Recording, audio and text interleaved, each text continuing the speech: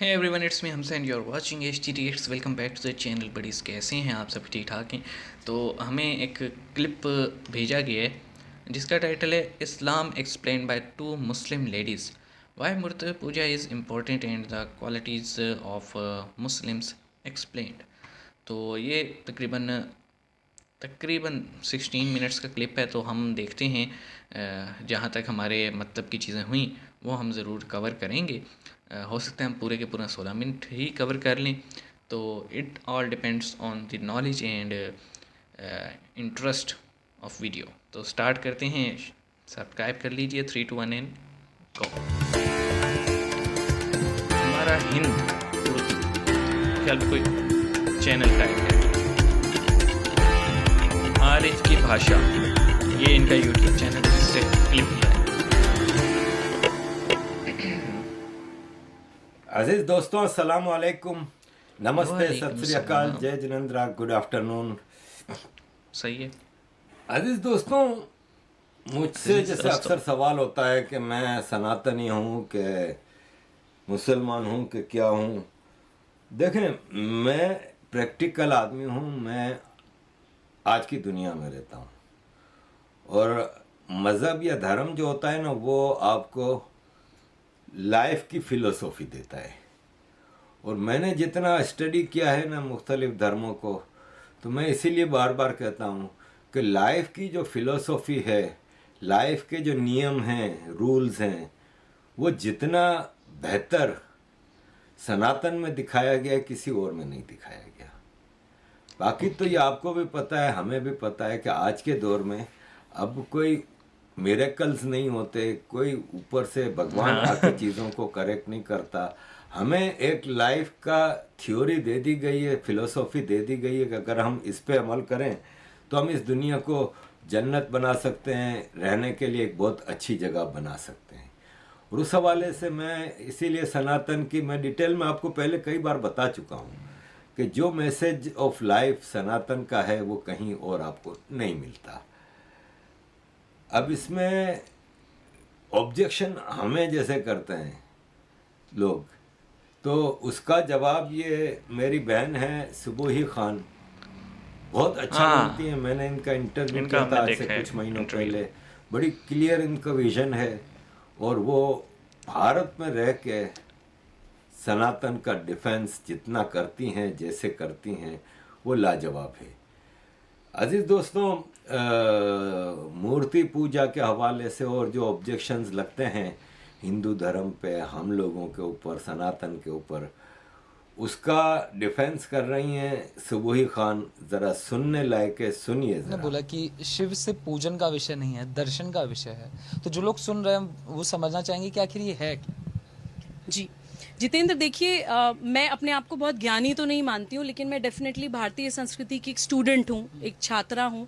तो बहुत सारी चीज़ें पढ़ने की, समझने की कोशिश कर रही हूँ। जब शिव के बारे में मैंने जानने की कोशिश करी तो पहली चीज़ तो मुझे ये पता चली कि शिव और शंकर अलग अलग हैं।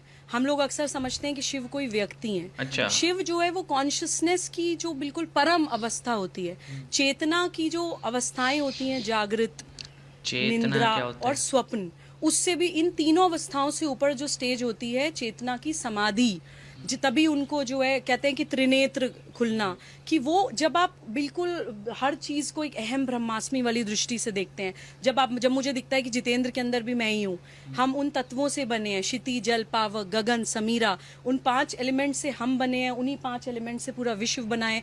जब हम हर व्यक्ति के अंदर भगवान देखने लगते हैं, हर जीव के अंदर भगवान देखने लगते हैं, इस्लाम उस भी तो यही समाधि कहता की, है। उस चेतना की एक्सट्रीम स्टेज को जब हम पहुंच जाते शाहरग हैं, उसको होती कहा है, जाता है शिवत्व का उससे भी प्राप्त करीब होना। तभी अल्लाह मैं रहते कहती हूँ कि हैं। शिव ये केवल इस तरह पूजन की का कुछ विषय बातें नहीं है। हैं। डेफिनेटली पूजा तो होनी ये भी चाहिए। मैं सिमिलर मैसेज ही है। मूर्ति पूजा के खिलाफ नहीं हूँ। मैं हमेशा ये बोलती हूँ कि किसी भी जगह जहाँ पर लोग मूर्ति पूजा करते हैं या जब आकृति की फॉर्म में हम जो भगवान को सम्मान देते हैं, वो भी एक यात्रा है। वो आकार से निराकार पे पहुंचने की एक यात्रा है। जैसे मेरा बच्चा छोटा है तो मैं उसको पहले बताती हूँ ए फॉर एप्पल, उसको दिखाती हूँ एप्पल लाल रंग का है, उसका ये शेप है, साइज है, फॉर्म है। जब वो समझ जाता है तब उसको बताती हूँ ए फॉर एरोप्लेन भी होता है, ए फॉर एंट भी होता है, ए फॉर एलिगेटर भी होता है। तो वो बड़ा ज्ञान प्राप्त करने से पहले जो स्टेजेस होती हैं, उन स्टेजेस के लिए मूर्ति पूजा मैं महत्वपूर्ण मानती हूँ। तो मुझे लगता है कि शिव केवल पूजन का विषय नहीं है, शिव दर्शन का विषय है। कुछ चीज़ें मैं और आपके चैनल के माध्यम से बताना चाहती हूँ कि जो क्वालिटीज़, जो एट्रीब्यूट्स शिवत्व के अंदर होने चाहिए या शिव से जो हमें सीखने की ज़रूरत है, उनकी बीवी अन्नपूर्णा, उनके ससुर हिमालय, रत्नों की खान जिसको कहा जाता है, बेटे गणेश जी, दोस्त कुबेर, स्वयं महान ईश्वर, आदि योगी, लेकिन फिर भी अलग समाज से, एकदम एकदम अकेले, उनको किसी चीज़ का लालच नहीं है, डिटैचमेंट जो भारतीय संस्कृति हमें सिखाती है, वो हमें शिव से सीखने की ज़रूरत है। उनको वैद्यनाथ भी कहा जाता है, यानी कि चिकित्सा के गुरु, उनको नटराज भी कहा जाता है, यानी नृत्य के गुरु, उनको आदि योगी भी कहा जाता है, यानी कि योग के गुरु। इनफैक्ट हमें तो इस चीज़ से शायद ज़्यादा भारतीय लोग कनेक्ट कर पाएंगे कि श्री राम के भी गुरु हैं शिव, क्योंकि रामेश्वरम में श्री राम ने खुद शिवलिंग स्थापित किया था, जो आई थिंक जिन 12 ज्योतिर्लिंगों का मैंने जिक्र किया, उन 12 ज्योतिर्लिंग में से एक रामेश्वरम का ज्योतिर्लिंग है। तो श्री राम जिनको अपना गुरु मानते हो, वो कितना बड़ा दर्शन होगा, ये हमें समझने की जरूरत है। वो ओंकार भी हैं, जो एक ओंकार, जो एक कहते हैं कि यूनिवर्सल वाइब्रेशनल साउंड, क्रिएशन जिसको कहा जाता है, तो वो संहार भी हैं, वो क्रिएशन भी हैं, वो डिस्ट्रक्शन भी हैं। उनके जो गण कहा जाता है, जो आसपास के लोग हैं, वो भूत प्रेत पिशाच, यानी समाज से जो त्याज्य लोग हैं, जिनको कोई अपने आसपास भी नहीं रखना चाहता है, उनको वो अपने साथ लेके चल रहे हैं। तो ये भी भारतीय संस्कृति का एक दर्शन है कि हमारी संस्कृति में किसी को त्याज्य या किसी को अवर्ण या तुम छोटी जाति के हो, तुम पास मत बैठो, तुम्हें छुआ नहीं जाएगा, ये भारतीय संस्कृति का दर्शन नहीं है। तो ये भी हमें शिवत्व सिखाता है। शिव को अर्धनारीश्वर भी कहा जाता है कि उन्होंने पार्वती जी को अपने अंदर समाहित कर लिया था। तो वो जो मेल फीमेल एनर्जी से पूरा यूनिवर्स बना है, जिसको यिन यांग भी कहते हैं बहुत से कल्चर्स में, या बहुत अलग अलग शब्द उनको दिए गए हैं, वो अर्धनारेश्वर का भी प्रिंसिपल हमें शिव सिखाते हैं। नारी अपमान हमारे देश में नहीं हो सकता है, नारी अपमान पे हमारे देश में महाभारत रामायण जैसे युद्ध हो जाते हैं। ये सारी चीज़ें हमें दर्शन, जितने भी हमारे इतिहास हैं, हमारे शास्त्र हैं, हमारे भगवान हैं, या हमें जो भी पूजा पद्धतियां बताई जाती हैं, वो एक प्रोसेस है हमें उस महान दर्शन को सिंपल तरह से समझाने के लिए, उन एट्रीब्यूट्स को, उन क्वालिटीज को हम अपने अंदर आत्मसात कैसे करें, ये सिखाने के लिए हमारी भारतीय संस्कृति के दर्शन है। शिव को भोलेनाथ भी कहा जाता है कि भोले हैं, कि बहुत लोगों की ये मान्यता है कि आप शिव से जो भी मांगते हैं वो आपको मिलता है, बिकॉज वो भोले हैं। आप देखिए ना कि धरती के नीचे दबा दिया इतने सालों तक, कुछ नहीं, क्योंकि भोले हैं। लेकिन अगर भोले हैं तो आप ये मत सोचिए कि वो सर्वनाश भी करते हैं। भोले हैं, एक हद तक भोले हैं, एक लिमिट तक, एक सीमा तक भोले हैं। नीलकंठ हैं, समुद्र मंथन से जो जहर निकला था वो उनके अपने गर्दन के अंदर है। नीलकंठ हैं, लेकिन तांडव भी करते हैं। तो उस दर्शन को प्लीज समझिए, महाभारत के लेसन को समझिए, इस्लामिक प्रिंसिपल्स को समझिए, और भारतीय दर्शन को समझते हुए, संप्रदाय से ऊपर उठकर प्लीज अध्यात्म को समझते हुए समस्या का समाधान मिलकर ढूंढिए। ये राजनीति का विषय नहीं है जितेंद्र, मैं ये बार बार दोहराना चाहती हूँ कि किसी व्यक्ति, किसी संगठन, किसी पार्टी की जिम्मेदारी नहीं है जो हम सोचते हैं कि कोई राजनीति ही हमें इन समस्याओं से बाहर निकाल लेगी। भारत में समाज सत्ता राजसत्ता से बड़ी चीज है। ये भारतीय समाज की ताकत है, ये भारतीय समाज की हिम्मत है, और ये भारतीय समाज की एकता है जो हमें इन समस्याओं से निकाल सकती है। तो कृपया इस चीज में हम लोग भारतवासी बन के समस्या को देखें और संवाद करके समाधान की ओर बढ़ें। इसी आशा और इसी विश्वास के साथ मैं अपनी इस बाइट को समाप्त करना चाहूंगी।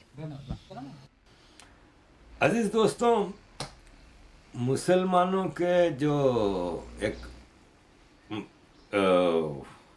सुपीरियरिटी कॉम्प्लेक्स है, तो पूरी दुनिया से भीख मांगेंगे, लेकिन आपके सामने ऐसे आएंगे जैसे साला दुनिया पे उपकार किया इन्होंने।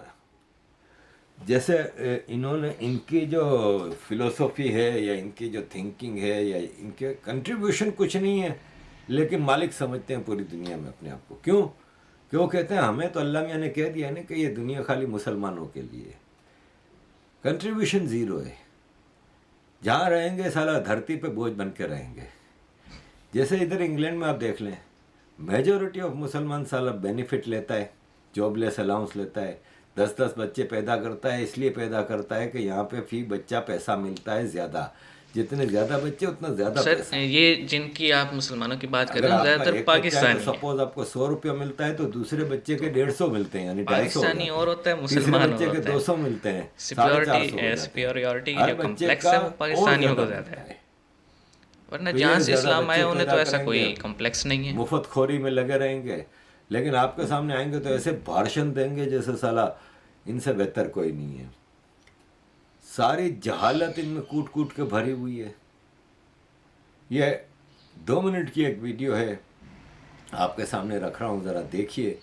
ये एक और मुसलमान लड़की है जो इन लोगों को शर्म दिलाने की कोशिश कर रही है, हालांकि दुनिया की सबसे बेशर्म कौम है ये, सबसे बेशर्म कौम है ये। इनको शर्म दिलाने की कोशिश कर रही है। आप सुनिए ज़रा 2 मिनट की ये वीडियो। ये मुझे कहते हैं कि आपका जो अकीदा है ये इस अकीदे वाला काफिर होता है। ओके, आप मुसलमान लोग मुझे ज़रा ये तो बताएं कि आप लोगों ने उखाड़ क्या ये तो लिया पाकिस्तानी है है। पिछले 1000 सालों में, क्या कर लिया आप लोगों ने? आप लोगों ने काफिर अकीदा के, लिखा कौन सा जन्नती होगा? के, जहन्नमी के फतवे सादर करने के अलावा किया क्या है? आपके पास है क्या ज़ुबान चलाने के अलावा? इल्म आपके पास नहीं है, अक्ल आपके पास नहीं है, टेक्नोलॉजी आपके पास नहीं है, जिद्दत आपके पास नहीं है, मूव ऑन करने की हिम्मत आपके पास नहीं है, गुलामी आपके अंदर कूट कूट के भरी हुई है। कभी आप यहूदी के ग़ुलाम हो जाते हैं, कभी आप नसरानी के ग़ुलाम हो जाते हैं, कभी आप नफ्स के ग़ुलाम हो जाते हैं, कभी आप ज़्यादातर ख्वाहिश तो के नफ्स के ग़ुलाम ही हो रहते जाते हैं। हैं। तो आपके पास है क्या? आपके पास और कुछ नहीं है सिवाय इस उंगली के, फतवा जो लगाने आप के। किसी पे ऐसे करके पॉइंट करते हैं और उसे कहते हैं कि तुम जहन्नमी हो, तुम काफर वही हो, ना, तुम्हारा जब अकीदा गलत आर्गुमेंट का है, जवाब नहीं होता तुम तो मोस्टली फतवे हमें जवाब लगाते हैं मिलता आप है लोग। क्यों? तुम फारग क्योंकि हो। आपको पता है कि आपके अंदर कोई एबिलिटी नहीं है। तो इससे पहले कि कोई आपको डिसेबल कह दे, आपकी एबिलिटी के बारे में बात कर दे, तो उसको सबसे काफिर पहले डिक्लेयर जो है कर ना दो। लोगों को बात कर दो, ताकि वो आपके बारे में बात ही ना करें।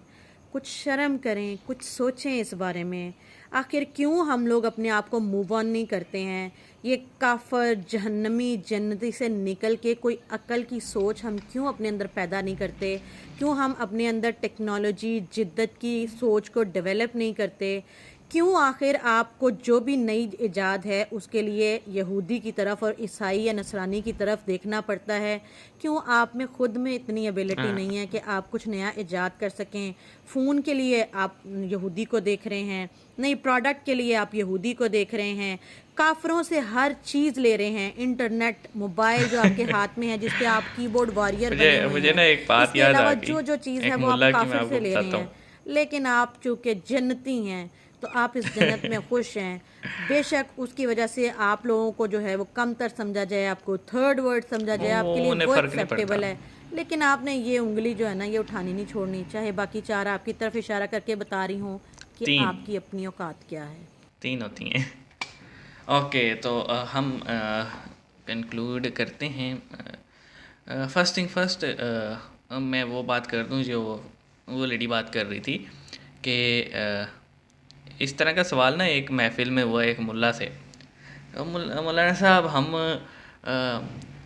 कपड़े से लेके जूती और जूती से लेके सेलफोन और सेलफोन से लेके मोटर बाइक व्हीकल, यहाँ आप जिस स्टेज पे आए हैं, किसी चीज़ में बैठ के आए हैं और जिस स्टेज के माइक से आप खिताब कर रहे हैं और ये माइक के थ्रू जो स्पीकर आगे लगे हुए हैं और हम समात कर रहे हैं, तो ये सारी चीज़ें आपके दाएं बाएं जो हैं इनको सबको ईजाद करने वाले हैं नॉन मुस्लिम्स। तो मौलाना साहब, यहाँ पे आपको ये एक चीज़ बता दें जो कि जिसमें मुसलमानों ने कंट्रीब्यूट किया हो सिवाय बोलने के। तो ही वाज लाइक कि भाई देखो, ये जो मखलूक अल्लाह ने पैदा की हुई है, ये इसलिए पैदा की हुई है कि ये समझते हैं कि सारी ज़िंदगी जो है ना यहीं पे गुजारनी है, बस यही ज़िंदगी है जो ज़िंदगी है, और उसके लिए फिर ये इस तरह की चीज़ें बनाते हैं। तो ये तो अल्लाह ने मखलूक पैदा की है हमारी आसानी के लिए। वो तो अड्डा भला होए मौलाना साहब। अगर आप फादर ऑफ केमिस्ट्री या फादर ऑफ फिज़िक्स की बात करें, अर्ली जो फिज़िक्स थे, तो वो कौन लोग थे? वो अरब थे जो कि इंटेलेक्चुअल बने और फिर इंटेलेक्चुअल से वो बहुत सारी उनकी कंट्रीब्यूशन हैं। इब्न सीना को देख लें, इब्न माजा को देख लें, बहुत सारे लोग हैं जो कि मतलब वो एंशियंट टाइम के जो बिगिनर्स थे, जिन्होंने फाउंडेशन लेआउट की और फिर आप लोगों ने छोड़ दिया।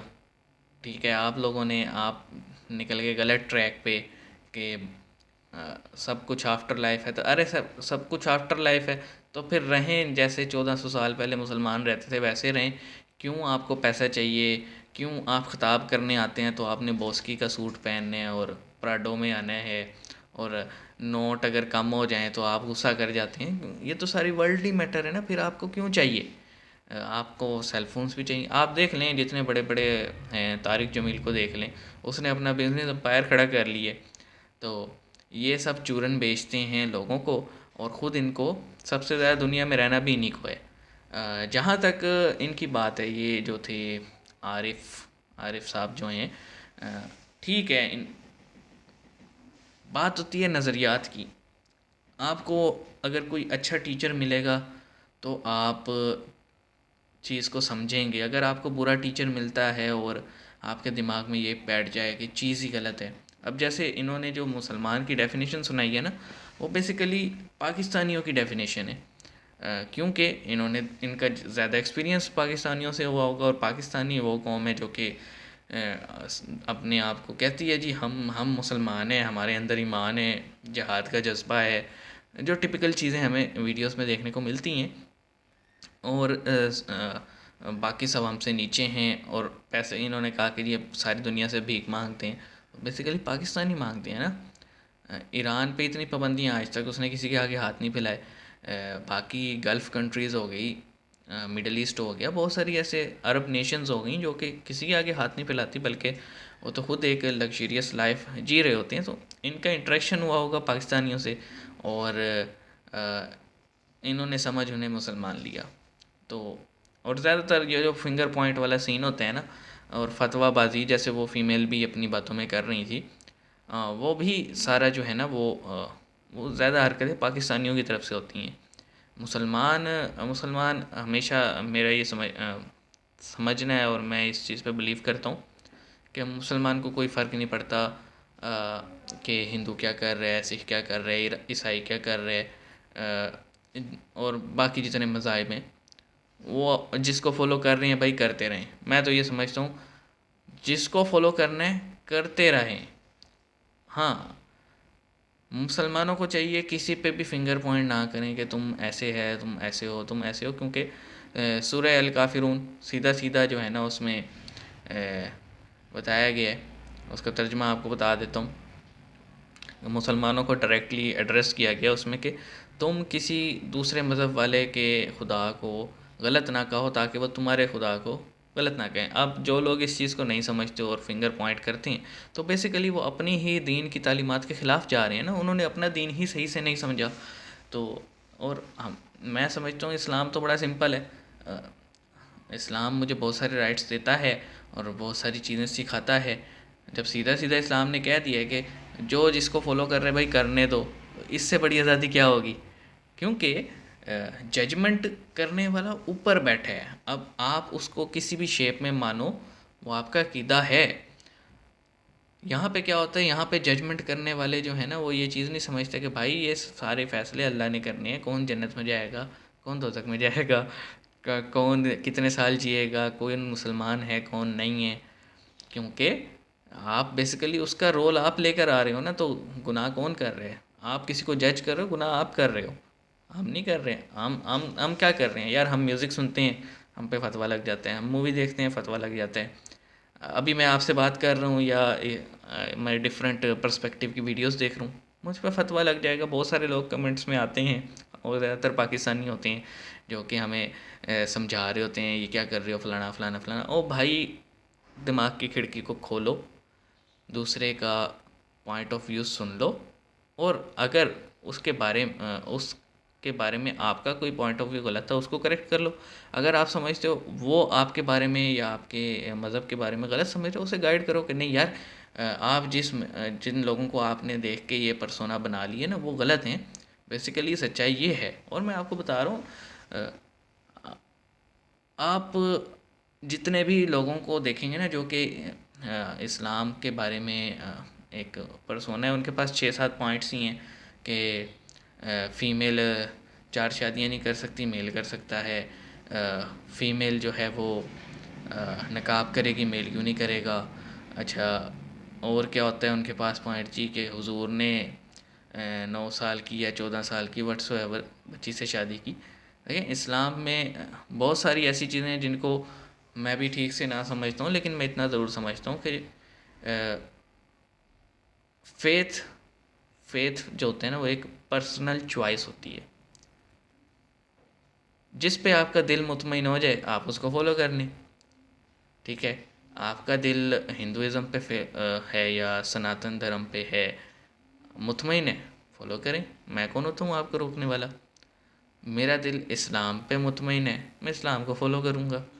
आपको ये राइट नहीं आप मुझे रोकें। इसी तरह आरिफ साहब, ठीक है, उनका दिल सनातन पे मुतमईन है, करो फॉलो यार। मुझे क्या पड़ी है मैं उनको जाके रोकूं। क्योंकि मैं खुद ये कहता हूँ कि भाई जो कर रहे करने दो ना यार, आपको क्या प्रॉब्लम है। अब उन्होंने इतनी सारी बातें कह दी सिर्फ चंद ऐसे लोगों को देख के जिनसे उनका वास्ता पड़ा होगा, और मेजॉरिटी पाकिस्तानी होंगे, और उन्होंने पूरी इस्लामिक वर्ल्ड को उन्होंने कह दिया।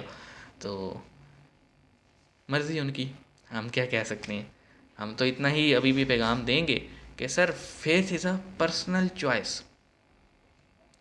आप ये मत कहें कि मैं ही ठीक हूँ, ये ना कहें। आप कहें यार मेरा दिल मुतमईन है तो मैं जिसको फॉलो कर रहा हूँ ठीक हूँ। आपका दिल जिस पे मुतमईन है आप उसे फॉलो करो। मेरी जितनी भी वीडियोस हैं उसमें मेरा एंड पे एक ही पैगाम होता है कि let people do what they want, specially in the case of faith is a personal choice. बाकी आप कमेंट सेक्शन में जो भी कहना चाहें वो आपका राइट है। मिलती है नेक्स्ट वीडियो में, अपना ख्याल रखिएगा।